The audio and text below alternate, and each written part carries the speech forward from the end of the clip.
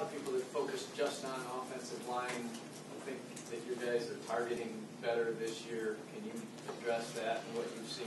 Yeah, and I think that's one way of putting it. There are a couple plays where we didn't target as well that could have been huge plays, and that's one thing, as watching the film with the offensive staff and Doug and talking about it. I think the target areas are better. I think the leverage is more consistent, not where we want it when we talk about pad level. And then on a couple of the outside zone plays, we for some reason, a couple of times targeted them as inside zone. Okay, now, you get your mic counts, you get a lot of things going on, and either the communication didn't come all the way out, or we just had bad target areas. Chris? What's your thoughts on how Jabril played when he's on the outside, and chance that he returns punts in the future again?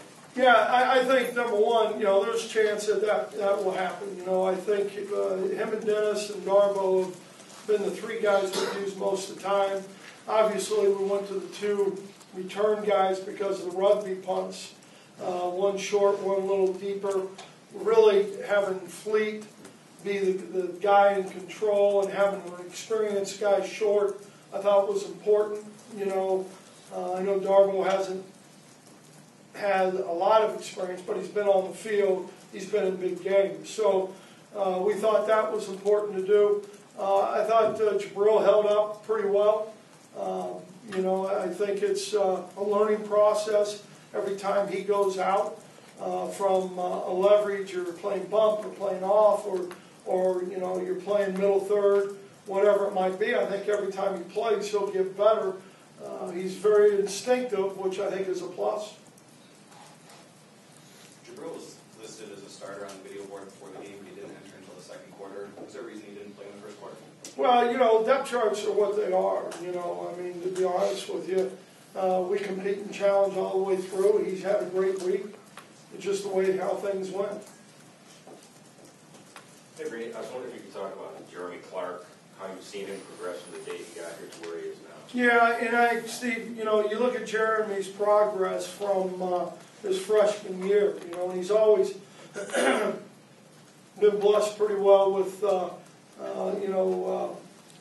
physical attributes, and I think his football intelligence continues to grow, and that's what you need at that position back there. In high school, some of those guys, they can kind of line up where they want, and they kind of, not because they're undisciplined or anything like that, but they can make a lot of plays because of that ability. And I think, the competition that we play against week in, week out,